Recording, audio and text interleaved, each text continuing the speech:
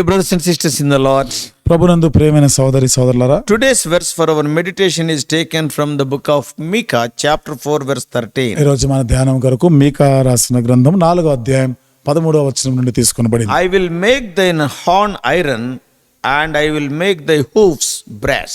నీ శృంగము ఇనుపదిగాను నీ డెక్కలు ఇత్తడివిగాను నేను చేయుచున్నాను. One of the reasons I love to read the prophets is that I am always reminded of God's steadfast love when I read the words of hope and restoration found in each prophetic book.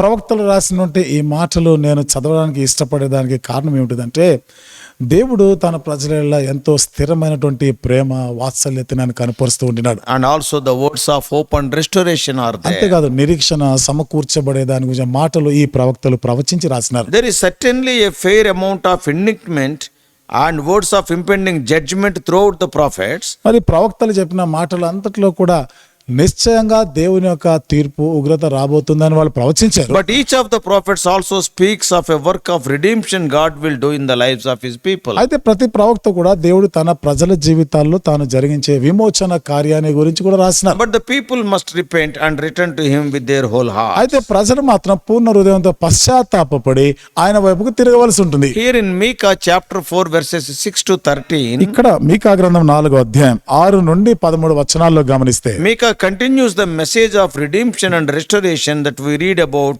in the earlier passages. మీకా అంతకుముందు మనం చదివిన ప్రకారం ఆ భాగాల్లో ఉన్నట్టుగా తన విమోచన గురించి, తనను సమకూర్చే దాని గురించి ఆయన ఇంకా కొనసాగింపజేస్తున్నాడు. In verse 10, 10వ వచనంలో Micah acknowledges the painful judgment God's people will endure because of their unfaithfulness. మీకా చూడండి, ప్రజల యొక్క అపనమ్మకత్వాన్ని బట్టి ఎంతో బాధకరమైనటువంటి దేవుని యొక్క ఆ శిక్ష తీర్పుని వాళ్ళు భరించే దాని గురించి మాట్లాడుతున్నాడు. But he also tells the people that God will one day rescue and redeem them. అయితే ఒక దినాన దేవుడు వారిని ఆ పరిస్థితి నుండి అద్భుతమైన విధానంలో విడిపిస్తాడు, రక్షిస్తాడు అని కూడా ఆయన మాట్లాడుతున్నాడు. Punishment and destruction will not have the last word.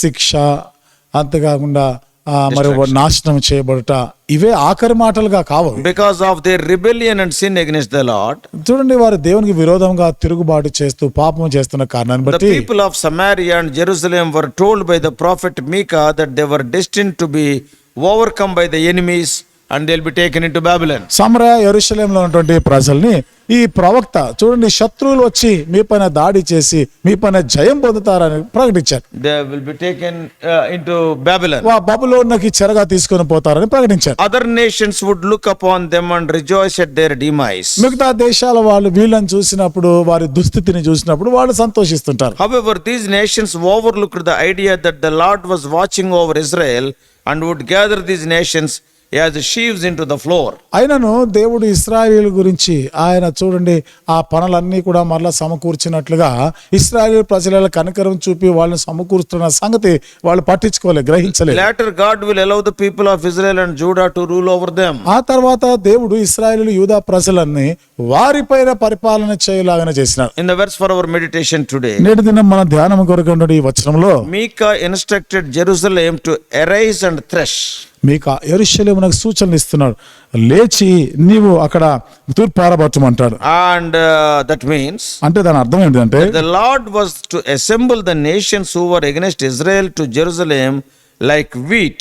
అంటే ఇశ్రాయేల్కి విరోధముగా ఉన్న ఈ దేశాలన్నిటినీ కూడా దేవుడు గోధుమలు సమకూర్చినట్లుగా సమకూర్చాలి అనే మాట ఉపయోగిస్తున్నాడు. Yeah, that is gathered to a threshing floor. అనగా అక్కడ అనగద్రో కళ్ళము దగ్గరికి వాళ్ళని కళ్ళం Now త్రొక్కడానికి the daughter of Zion will stand, raise and tread and trample them. ఇప్పుడు సియోను కుమార్తె నిలబడి వాళ్ళని త్రొక్కుతుంది. And the idea is that Jerusalem will be strong against the other nations. ఇక్కడ తలంపు ఏమిటిదంటే, ఇశ్రాయేల్ దేశము మిగతా దేశాల పైన అది విజయం సాధించుద్ది. They will dominate and control the other powers. వాళ్ళు ఇతర అధికారాలన్నిటిపైన కూడా వీళ్ళు అధికారం చలాయిస్తూ ఉంటారు. As we think about these statements which were actually from the Lord as dictated by Micah the prophet, వాస్తవంగా దేవుని యొక్క మాటలుగా మరి మీకా ప్రకటిస్తూ ప్రవచిస్తున్న ఈ మాటలు మనం చూసినప్పుడు we may begin to understand how the Lord has everything within his control. దేవుడు ఏ విధంగా సమస్తము తన నియంత్రణలో ఉంచుకున్నాడో మనము అర్థం చేసుకుంటానికి ఆరంభిస్తాం. Though these surrounding evil nations were rejoicing at Jerusalem's demise, మరి చుట్టూ ఉన్నటువంటి ఆ దేశాల వారు ఈ యెరూషలేము పతనం అవుతున్న చూసి వాళ్ళు ఆనందిస్తూ హర్షిస్తున్నా the Lord was watching over their degradation, దేవుడు వారు ఇంత పతనమైపోవడం ఇవన్నీ కూడా చూస్తా ఉన్నాడు. but in his own timing, because of his goodness, he will retaliate. ఇది తన సొంత సమయంలో దేవుని మంచితనాన్ని బట్టి ప్రతీకారం తీసుకుంటారు. Sometimes in our lives also, కొన్నిసార్లు మన జీవితంలో కూడా it may appear that the wicked people are getting away with their pilferage and evil, but the Lord is watching. దుష్టులైనటువంటి వారు వారి దుష్టత్వంతో కూడా వాళ్ళు వర్ధిల్లుతున్నట్లుగా ఇవన్నీ కనబడిన దేవుడు ఇవన్నీ గమనిస్తున్నాడు అన్న సంగతి గుర్తించాలి. And his timing for retribution or threshing may be different from our timing. చూడండి, ఆయన ప్రతీకారం తీసుకొని కళ్ళం తొలకేటువంటి ఆ సమయం అనేది మనం అనుకునే దానికి అది వేరుగా ఉంటుంది. We may know this, the Lord loves his own దేవుడు when others are delighting in his people's judgment. దేవుడు తన వారిని ప్రేమిస్తున్నాడని మనం ఎరుగుతాం. మరి ఇతరులు ఎవరైతే వీళ్ళని బట్టి వాళ్ళు సంతోషిస్తున్నారో వారికి తీర్పు తీరుస్తాడని కూడా. Even when God is judging his people, దేవుడు తన ప్రజలని ఆయన తీర్పు తీరుస్తున్నా others will be delighting. ఇతరులు సంతోషిస్తుండొచ్చు. They do not know that God is loving us. మరి దేవుడు మనల్ని ప్రేమిస్తున్న సంగతి వాళ్ళకి తెలియదు. He does not watch them in disregard. He does not watch you and me in disregard. కాబట్టి ఆయన నిన్ను నన్ను కూడా మరి ఆయన ఏదో అగౌరవపరిచినట్లుగా ఆయన ఏమో చూడరు. ఆయన May we be encouraged in two areas as we ponder God's love for us. మన కొరకు దేవుని ప్రేమను గురించి చూస్తున్నప్పుడు రెండు విషయాలపైన మనం పెడదాం. First of all, మొదటిది, he sees when others rejoice over our plights. He sees it. చూడండి, మన దుస్థితిని బట్టి ఇతరులు సంతోషిస్తా ఉన్నారే, దేవుడు అది చూస్తా ఉన్నాడు. And secondly, రెండవది, he will take vengeance into his own hands and when he pleases.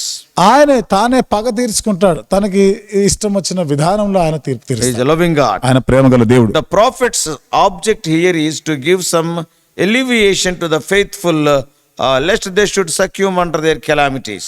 ఇక ప్రవక్త యొక్క ఉద్దేశం ఏమిటంటే వారు ఎన్ని ఉపద్రవముల పరిస్థితుల్లో గుండా వెళ్తున్నా దేవుడు వారిని ఎట్లా హెచ్చించబోతున్నాడో చెప్తున్నారు. So if not, they will be, discouraged. లేకపోతే వాళ్ళు ఎంతో నిరుత్సాహపడి కృంగిపోతారు. For as we have stated, there were most grievous evils approaching.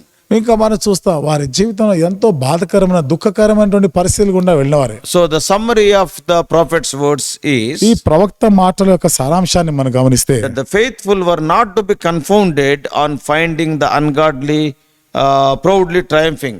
మరి నమ్మకస్తులైనటువంటి వారు, మరి భక్తిహీనులైన వారు వారిపైన మరి విజయం సాధించడము, వారిపైన అధిగమించడం అన్నట్టు కాదు. కానీ See, ungodly people may be triumphing, భక్తిహీనులైనటువంటి వారు బహుశా వాళ్ళు విజయశాలుగా ఉండొచ్చు. but the faithful will not be confounded. కానీ నమ్మకస్తులైనటువంటి వారు మాత్రము ఆ పరిస్థితిలో ఉండరు. The prophet exhorts the faithful to sustain themselves by God's promises. ప్రవక్త అయితే దేవుని వాగ్దానాలను బట్టి నీవు నిలబడాలి అని హెచ్చరిక చేస్తున్నాడు. And arise and thresh, O daughter of Zion. సియోను కుమారి లేచి అనగద్రొక్కుము, కళ్ళము త్రొక్కుము. For I have made thy horn iron and thy hoofs brass. ఎందుకనగా నీ శృంగము ఇనుపదిగాను నీ డెక్కలు ఇత్తడిగాను నేను చేయుచున్నాను. And the prophet confirms here what he had previously said.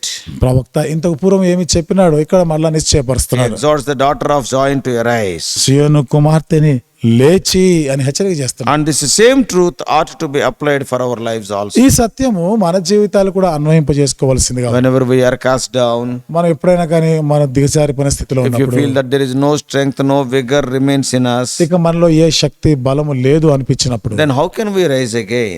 అలాంటి పరిస్థితిలో మనం ఎట్లా లేవగలం? By the power of God, దేవుని యొక్క శక్తిని బట్టి, who by his voice alone can restore us to life which seemed to be wholly extinct. ఆయన స్వరము ద్వారా మాత్రమే, అది మాత్రమే పూర్ణంగా పూర్తిగా మనల్ని ఆయన బలపరిచి మన పైకి లేవనెత్తగలడు. So therefore, dear brothers and sisters, కాబట్టి ప్రియమైన సోదరి సోదరులారు, by any means, if you are in fallen state today due to our disobedience to the revealed word of God, ఏ కారణం చేతైనా కానీ దేవుడు బయలుపరిచినటువంటి వాక్యానికి అవిధేయత చూపించిన స్థితిలో ఉంటే don't continue in that fallen state. అలాంటి పడిపోయిన స్థితిలోనే కొనసాగకూడదు. Undoubtedly, the heathen around you are laughing by seeing your state. నిస్సందేహంగా నీ దుస్థితిని చూసి అన్య జనాంగం నవ్వుకుంటూ ఉండొచ్చు. But confess your failure and cry unto the Lord. అయితే నీ పతనాన్ని ఒప్పుకుంటూ దేవునికి మొరపెట్టు. He will empower you to be restored. నీవు సమకూర్చబడులాగా నిన్ను శక్తితో నింపుతాడు ఆయన. Once again, you can go forward in the path of victory. మరొకసారి విజయ బాటలో నువ్వు సాగిపోగలవు. May God help us. దేవుడు మనకు సహాయం చేయనుగాక. Let us pray. ప్రార్థన చేసుకుందాం.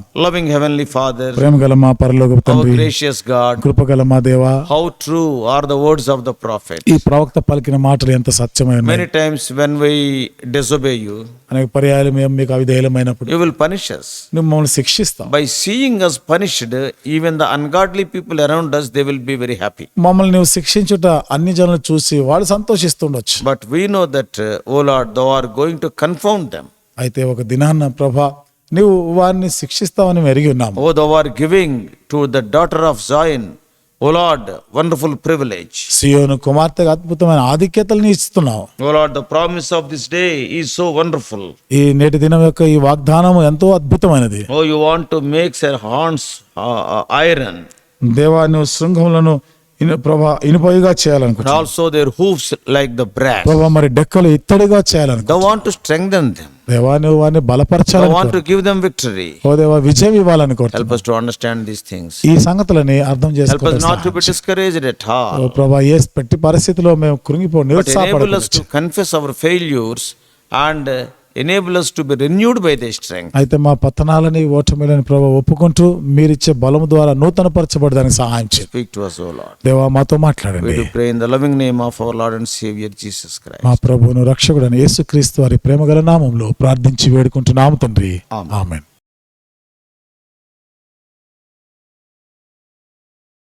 God bless you all. Please subscribe for more spiritual messages on YouTube channel John Victor Hebron.